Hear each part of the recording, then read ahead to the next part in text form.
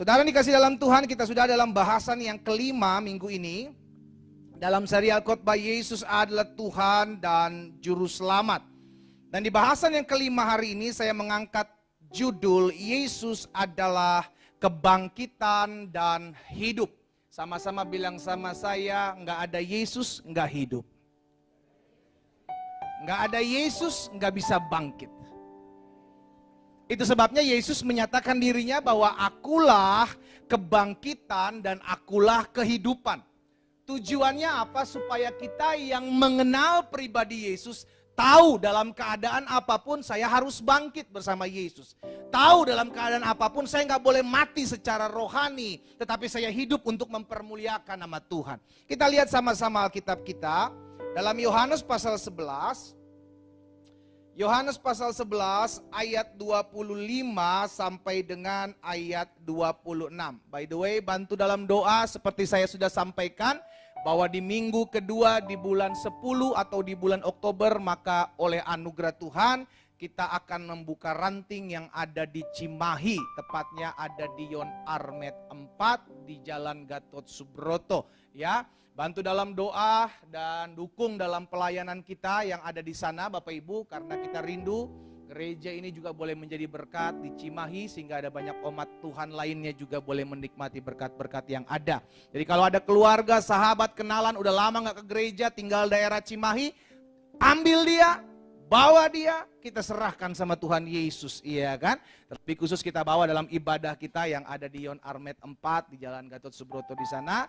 Di Aula Sri Kandi, Bapak Ibu bisa lihat di sana. Nanti kita sama-sama menikmati berkat-berkat Tuhan karena anugerah Tuhan. Ya, bantu dalam doa sehingga semua berjalan dengan baik, semua berjalan dalam anugerah dan kemurahan Tuhan. Yohanes 11 ayat 25 dan 26 ini adalah sebuah pernyataan Tuhan Yesus kepada Maria dan Marta. Kenapa? Karena pada saat itu saudara mereka yakni Lazarus mati. Itu sebabnya Yesus ketemu dengan Marta dan Yesus bilang, tidak percayakah engkau akanku? Baru Yesus bilang apa? Di ayat 25, jawab Yesus, akulah kebangkitan dan hidup. Statement ini saudara dikasih dalam Tuhan, melebihi statement atau saya bilang samalah. Ketika Yesus menyatakan, walaupun dalam Alkitab Yesus nggak pernah menyatakan bahwa akulah Tuhan, sembahlah aku. Nah ini seringkali yang disikat, ya, sebagai membuat iman orang percaya lemah. Iya benar juga ya, seluruh Alkitab gak pernah menyatakan bahwa akulah Tuhan, kata Yesus. Sembahlah aku. Tetapi ada banyak kata-kata yang tersirat, dan kemarin saya sudah bagikan juga, saya sudah sampaikan juga bahwa seorang pemimpin, seorang presiden gak perlu menyatakan bahwa dirinya pemimpin, dirinya presiden. Tetapi dengan pernyataan perintah yang dia berikan, orang tahu siapa dia. Sama ketika Yesus bilang akulah jalan, akulah kebangkitan maksudnya dan akulah hidup. Itu membuktikan bahwa yang bisa memberikan hidup itu kan cuma Tuhan. Gak ada manusia yang bisa memberikan hidup kepada sesamanya. Gak ada. Yang bisa memberikan manusia itu yang lain bangkit, dan bukan cuma bangkit, tetapi hidup yang kekal itu cuma satu pribadi ini. Yakni Yesus. Dan kalau Yesus bukan Allah, maka dia gak akan berani buat statement seperti itu. Akulah kebangkitan dan akulah hidup. Tetapi Yesus dengan statement yang mengatakan akulah kebangkitan dan hidup. Barang siapa, wah ini lebih ekstrim lagi saudara. Yesus bilang begini, barang siapa percaya kepadaku, ia akan hidup walaupun ia sudah, bayang. Yesus bilang barang siapa percaya kepadaku, ia akan hidup walaupun dia sudah mati. Bahkan di ayat selanjutnya, di ayat 26. Dan setiap orang yang hidup yang percaya kepadaku tidak akan mati selama-lamanya. Tanya kanan kirinya, percaya enggak lu? Kan sama, Yesus tanya juga, percayakah engkau akan hal ini? Sekarang kita tanya sama orang-orang yang sebelah kita, percaya enggak? Kalau kita percaya, itu membuktikan bahwa engkau tidak usah takut ketika Tuhan engkau panggil engkau pulang. Halo? Rasul Paulus bilang apa? Kematian adalah keuntungan bagiku. Mati adalah sebuah keuntungan. Berarti kalau orang ada yang masih takut untuk mati, takut dipanggil Tuhan, dipertanyakan. Jangan-jangan kau belum percaya bahwa Yesus memberikan kau hidup yang kekal. Kita sebagai orang percaya, ketakutan terbesar kita bukan kematian. Ketakutan terbesar kita adalah, bisakah saya tetap terus bertahan untuk mengikut Tuhan sampai saya dipanggil pulang. Bukan lagi bicara soal kematian. Karena bicara soal kematian, Yesus sudah berikan jaminan. Itu jaminannya. Kalaupun Tuhan harus panggil kita pulang, kita siap. Sama-sama bilang sama saya siap. Lihat kanan kirinya. Kamu siap?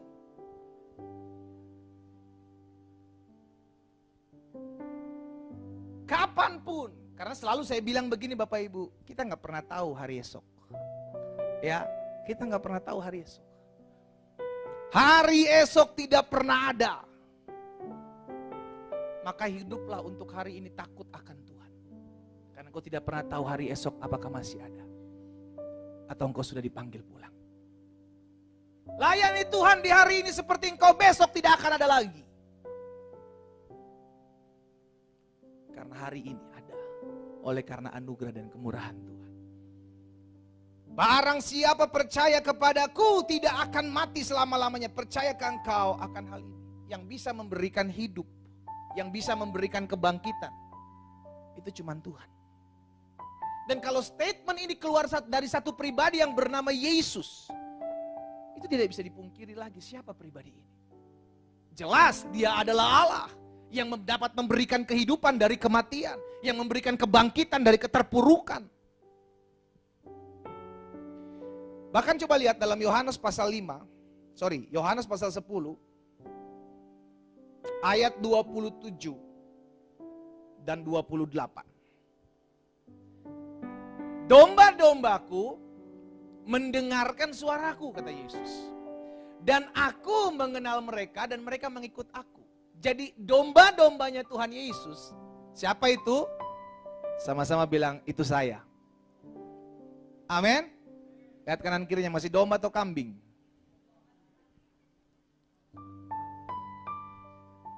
Domba itu dengar-dengaran sama suara gembalanya, saudara. Saudara pernah lihat ya kan, kalau di VT ya kan, atau ada di YouTube, saudara lihat. Ada kawanan domba. Dipanggil sama orang lain gak ada yang datang. Tapi giliran gembalanya yang panggil, dia cuma dengan bahasa khusus itu, langsung semua datang. Inilah yang terjadi. Domba-dombaku mendengarkan suaraku. Dan kata gembala apa? Aku mengenal mereka. Dan aku mengenal mereka dan mereka mengikut aku, kata Yesus. Dan ada satu jaminan yang diberikan Tuhan Yesus buat domba-dombanya. Next ayat 28. Kita baca sama-sama. 3, 4. Dan aku memberikan hidup yang kekal kepada mereka. Dan mereka mudah-mudahan tidak akan binasa. Haleluya. Kasih tepuk tangan yang meriah buat Tuhan. Dalam Yesus cuman ada kepastian. Gak ada yang mudah.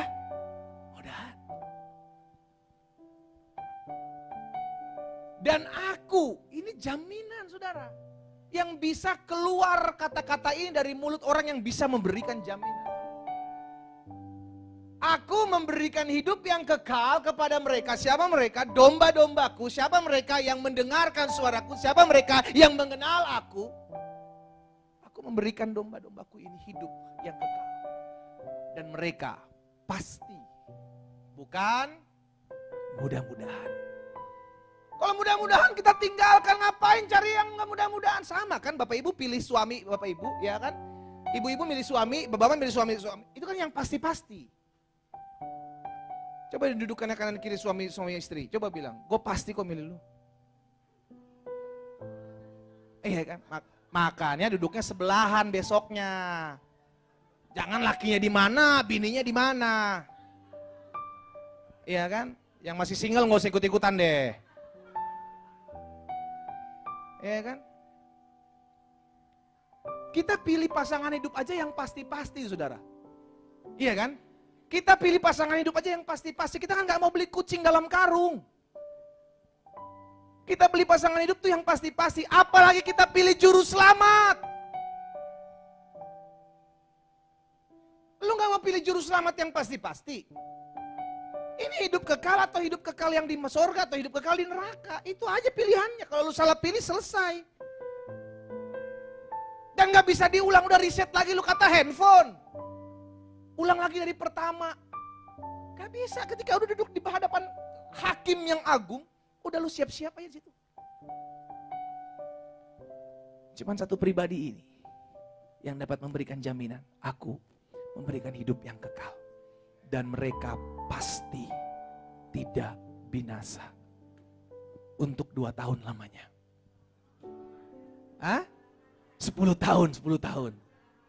20 lah. Bilang kanan kirinya selama-lamanya. Kasih tepuk tangan yang meriah buat Tuhan. Jangan pernah tinggalkan Yesus hanya oleh karena harta, hanya oleh karena pasangan hidup, hanya oleh karena kedudukan. Terlalu mahal untuk engkau tinggalkan Yesus. Engkau menukar kekekalan ketika engkau menukar Yesus. Apalagi nukarnya pakai Brenebon yang merah-merah itu. Bicara tentang perut, bicara tentang makan. Saudara pegang perkataan Yesus ini. Aku memberikan hidup yang kekal kepada mereka. Gak ada yang, siapapun nabi, siapapun rasul, gak bisa buat statement seperti ini. Cuman Yesus. Aku memberikan hidup yang kekal kepada mereka. Dan mereka pasti tidak akan binasa sampai selama-lamanya.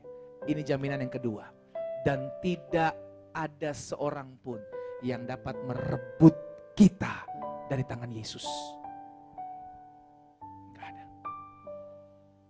Jadi pegang betul-betul Yesus dalam hidupmu. Karena Yesus memegang betul-betul hidupmu.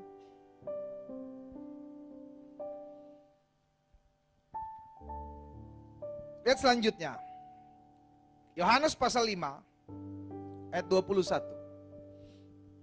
Dalam Yohanes pasal 5 ayat 21 bilang begini. Yesus bilang begini. Sebab sama-sama bilang sama saya, sama.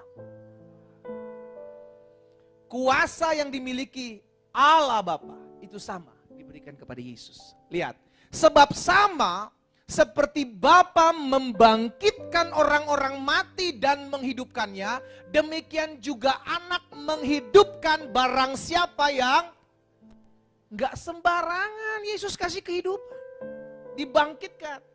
Syaratnya apa? Yang tadi, yang mundur tadi. Barang siapa percaya kepadaku, aku akan memberikan hidup yang kekal. Itulah yang dibangkitkan dalam Yohanes 5 ayat 21 ini. Itu yang dipilih Yesus. Kepada demikian juga anak menghidupkan barang siapa yang dikehendaki. Ini dasar kekristenan saudara. Sehingga kita nggak cuma KTP doang pas di scan Kristen. Tapi engkau ngerti siapa pribadi Tuhanmu, apa yang sudah dijanjikan oleh Tuhanmu. Dan apakah benar-benar dia Tuhan atau sekedar Tuhan-Tuhanan. Yang dituhankan ternyata bukan Tuhan.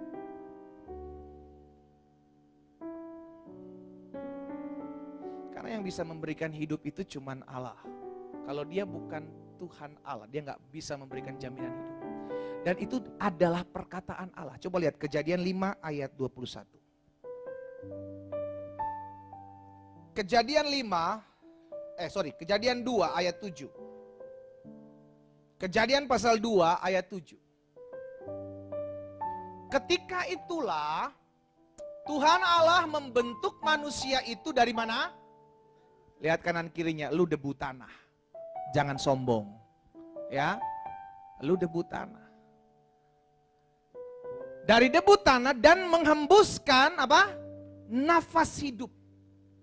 Jadi yang memberikan debu tanah ini nafas hidup itu Allah. Sehingga akhirnya apa? Demikianlah manusia itu menjadi makhluk yang dari debu tanah diberikan nafas. Maka debu tanah ini menjadi makhluk hidup. Kapan debu tanah ini menjadi makhluk hidup? Ketika nafas hidup itu diberikan. Berarti siapa yang bisa memberikan hidup? Allah. Sebagaimana dia memberikan nafas hidup kepada debu tanah ini, dia juga yang bisa mengambil kembali nafas hidup ini. Sehingga engkau kembali menjadi debu dan tanah. Jadi yang bisa memberikan hidup cuma Allah. Dan dari seluruh Alkitab yang mengatakan aku memberikan hidup yang kekal, ya cuma Yesus. Halo? Itu berarti sama. Yesus adalah Allah. Sesimpel itu. Jadi gak usah cari-cari lagi mana Allah yang benar. Mana Tuhan yang benar. Kau sudah ada dalam track yang benar. Nah, sekarang pertanyaan, maukah engkau tetap terus mempertahankan Yesus dalam hidupmu? Bukan cuma Kejadian 2 ayat 7, tetapi Yehezkiel 37 ayat 5 dan ayat 6. Yehezkiel pasal 37 ayat 5 dan ayat 6. Beginilah firman Tuhan Allah. Jadi yang berfirman adalah Tuhan. Kepada tulang-tulang ini tulang beneran, bukan tulang orang Medan. Saya pastikan itu, tulang betul. Jadi memang pada saat itu tulang-tulang berhamparan, cuman tulang, inang gak ada, cuman tulang. Beginilah firman Tuhan Allah kepada tulang-tulang ini, aku, apa dikatakan? Memberi nafas hidup. Yang bisa memberi nafas hidup cuma Allah. Aku memberi nafas hidup di dalammu supaya kamu apa? Ayat 6. Aku akan memberi urat-urat padamu, menumbuhkan daging padamu, aku akan menutupi kamu dengan kulit dan memberikan kamu nafas hidup. Supaya kamu hidup kembali dan kamu akan mengetahui bahwa akulah Tuhan. Bisa membuat orang bangkit dari kematian. Yang bisa memberikan nafas hidup kepada manusia. Cuma satu. Yaitu Allah. Dan Yesus gak akan berani ngomong seperti itu. Kalau dia bukan Allah. Dia memberikan hidup yang kekal. Sebenarnya udah jelas. Ya, udah jelas, udah tahu. Bahwa Yesus adalah Allah. Cuman seringkali masalah hidup itu menggoncang iman kita sehingga kita coba menukar. Coba deh yang lain, mungkin yang lain juga sama atau mungkin yang lain lebih benar. Goncangan hidup itu yang membuat engkau tergoncang, akhirnya lebih memilih yang instan. Padahal kalau kita belajar firman Tuhan ini udah jelas kok. Siapa Yesus udah jelas, clear. Alkitab akan menjelaskan firman, akan menjelaskan firman.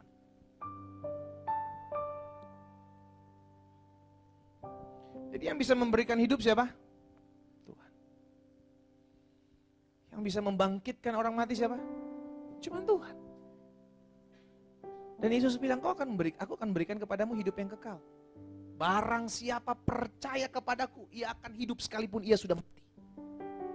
Barang siapa yang hidup dan percaya kepadaku, ia tidak akan mati selama-lamanya. Ditutup dengan kalimat pertanyaan, percayakah engkau akan hal ini? Why? Karena masih banyak orang yang enggak percaya.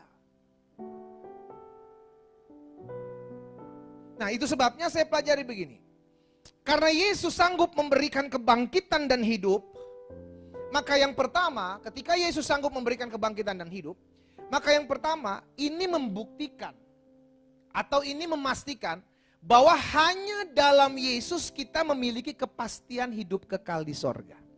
Hanya dalam, kok ragu-ragu gitu ngomong sih. Sus, itu juga cuma susnya doang lagi, sus.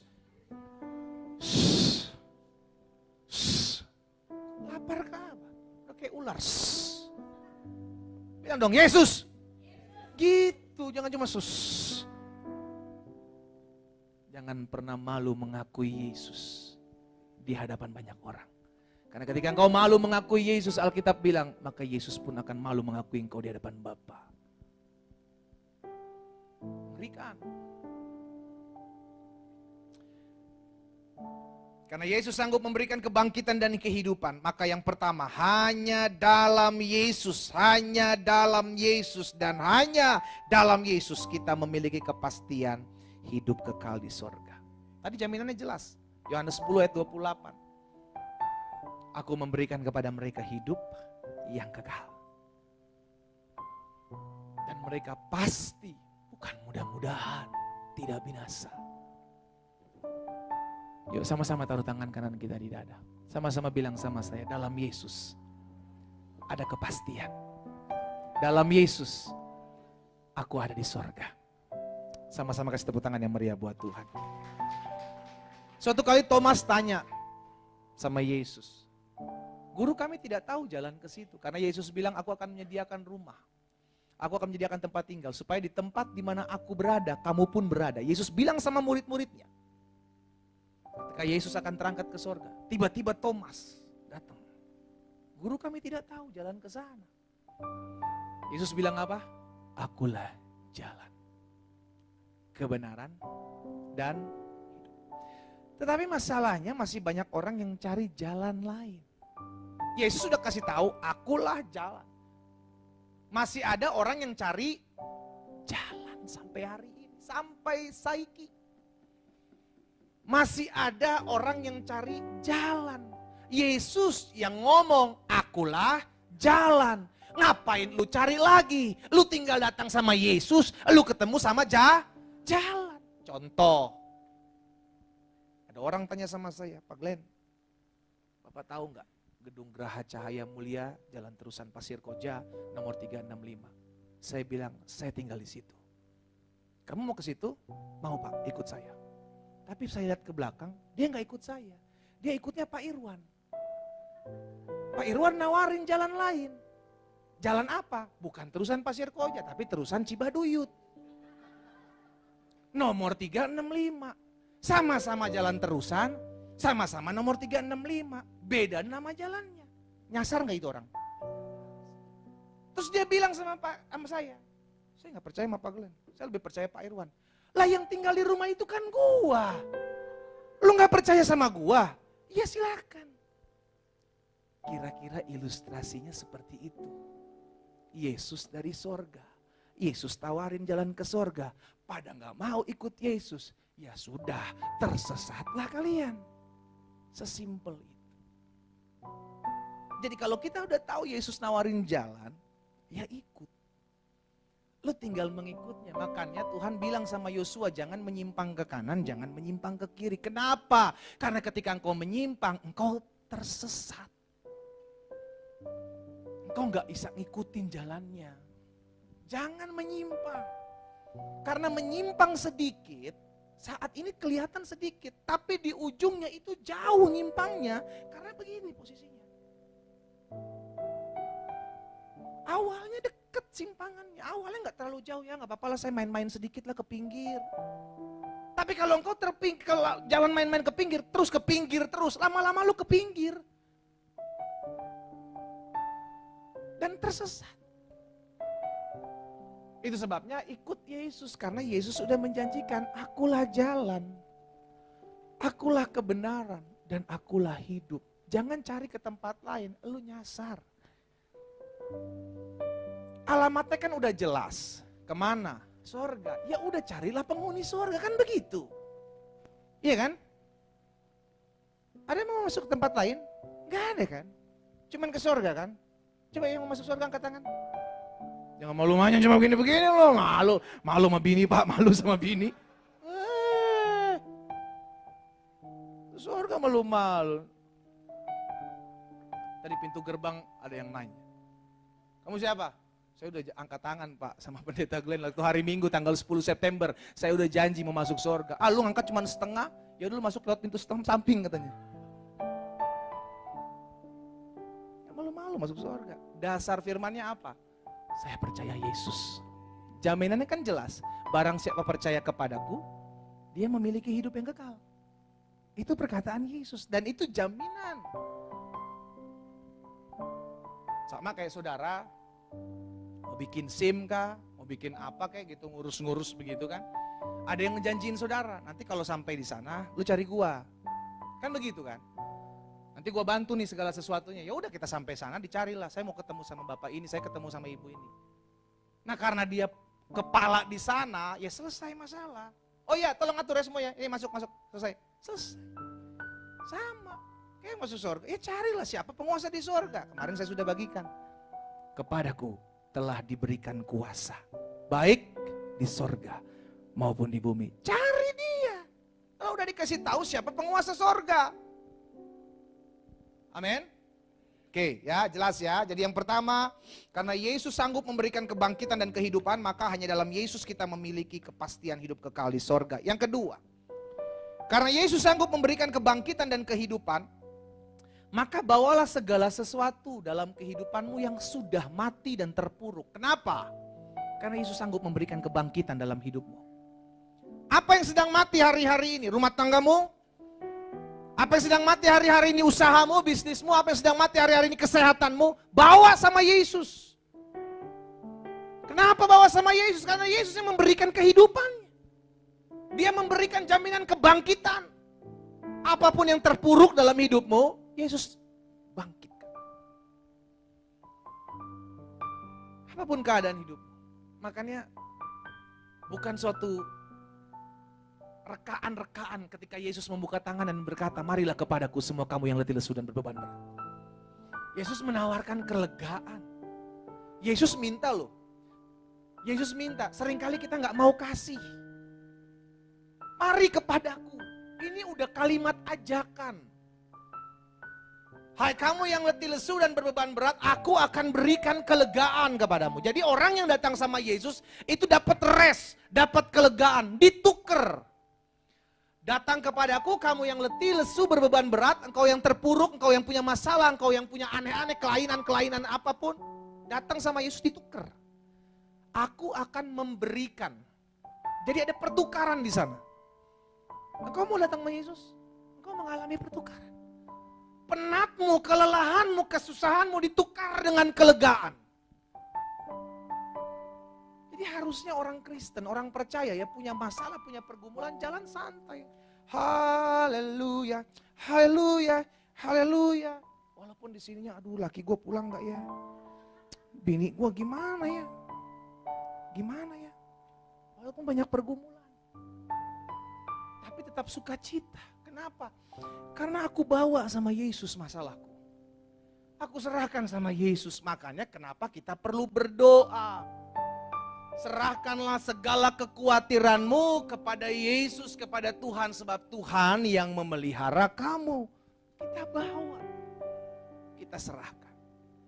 Ya, jadi yang kedua, karena Yesus sanggup memberikan kebangkitan, Yesus sanggup menyediakan kehidupan, maka bawalah kepada Yesus segala sesuatu dalam hidup kita yang terpuruk bahkan mati. Bawa itu. Apa yang ada dalam hidupmu yang hari-hari ini terpuruk?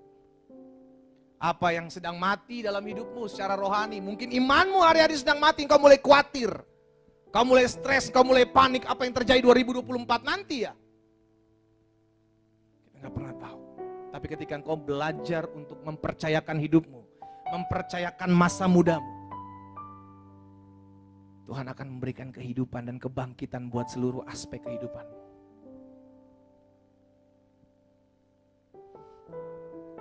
Ada 3 pribadi yang saya berikan contoh. Yang pertama wanita pendarahan 12 tahun. Dia datang sama Yesus. Alkitab bilang segala cara dia sudah usahakan. Dia ke tabib ini, tabib itu, dia buang segala sesuatu, dia buat segala sesuatu tapi tidak sembuh. Tiba-tiba dia ketemu dengan Yesus yang lewat. Dia sudah pernah mendengar tentang Yesus ini. Dan dia punya iman. Dia bilang asal ku jamah ujung jubahnya aku akan sembuh. Dia memberanikan diri untuk menjamah ujung jubah Yesus. Ada satu pribadi lagi selain wanita pendarahan 12 tahun ini. Yakni seorang pengemis yang buta. Seorang pengemis buta ini berteriak ketika Yesus lewat di depannya. Yesus anak Daud, kasihanilah aku. Yesus anak Daud, kasihanilah aku. Orang banyak bilang diam, diam. Tapi dia tetap terus berteriak. Apa yang terjadi? Yesus datang menghampirinya. Mau apakah engkau daripada aku? Rabuni, celikan aku. Maka sesuai dengan iman yang jadi padanya. Dan pribadi yang ketiga adalah seorang kusta yang datang sama Yesus. Seorang kusta yang gak boleh mendekat ke siapapun. Ini memberanikan diri dia datang sama Yesus. Karena bagi seorang kusta hidupnya sudah mati untuk kalangan orang-orang hidup. Karena seorang kusta nggak bisa masuk mendekat dengan orang-orang hidup yang sehat. Nggak bisa. Dipisahkan orang-orang kusta ini. Orang kusta ini bilang sama Yesus, "Engkau dapat mentahirkan aku jika engkau mau." Yesus bilang apa? Najis. Yesus bilang, "Aku mau, tahirlah engkau." Disembuhkan. Tiga pribadi ini mencontohkan. Baik ketika hidupmu terpuruk, wanita pendaraan 12 tahun udah bingung, hopeless saudara. Gak tahu buat apa-apa lagi. Seorang pengemis yang buta dari bayinya, bingung. Apa yang bisa saya mau lihat? Bahkan seorang kusta yang kehilangan pengharapan, tidak lagi bisa mendekat ke dunia orang-orang hidup, pun kehilangan pengharapan. Tapi tiga pribadi ini datang sama Yesus. Apa yang terjadi? Yesus berikan hidup bagi mereka. Banyak yang akan terjadi ketika engkau datang sama Yesus. Jangan jadikan kekristenan hanya sebagai rutinitas lah, memang begini. Ya beginilah orang Kristen, ya bangun pagi, datang hari Minggu ibadah. Jadikan pribadi Yesus ini satu-satunya yang engkau mau datang kepadanya. Maka engkau akan lihat ada kehidupan yang diberikan dalam hidupmu. Ada kebangkitan dalam segala keterpurukan dalam hidupmu. Datang sama Yesus. Jangan datang ke orang yang kuat yang kau pikir orang ini bisa bantu saya. Stop mengandalkan manusia. Tetap andalkan Tuhan. Dan yang ketiga, yang terakhir. Saya undang pemain musik maju ke depan. Karena Yesus sanggup memberikan kebangkitan dan kehidupan. Maka yang pertama, hanya dalam Yesus kita memiliki kepastian hidup kekal di sorga. Yang kedua, karena Yesus sanggup memberikan kehidupan dan kebangkitan. Maka bawa segala sesuatu dalam hidupmu yang terpuruk. Bahkan yang hampir-hampir mati, bawa, serahkan sama Tuhan. Apa masa depanmu, anak-anakmu, rumah tanggamu, suamimu, istrimu, pekerjaanmu, kesehatanmu, bawa sama Yesus. Dia membuka tangan dan berkata, "Mari kepadaku. Hai kamu yang letih lesu dan berbeban berat, aku akan berikan kelegaan kepadamu." Dan yang ketiga, yang terakhir, karena Yesus sanggup memberikan kebangkitan dan kehidupan. Maka jangan pernah takut. Jangan pernah takut, jangan pernah menyerah, jangan pernah goyah imanmu. Karena Yesus pegang hidupmu. Apa yang dipegang oleh Yesus akan aman. Sama-sama bilang sama saya dipegang oleh Yesus. Sama-sama bilang sama saya aman. Kuncinya cuma satu. Jangan pernah tinggalkan Yesus. Datang sama dia, berseru kepadanya. Karena hanya dia yang memberikan jaminan. Surga adalah kepastian buat orang yang percaya kepada Yesus. Saya undang kita semua bangkit berdiri.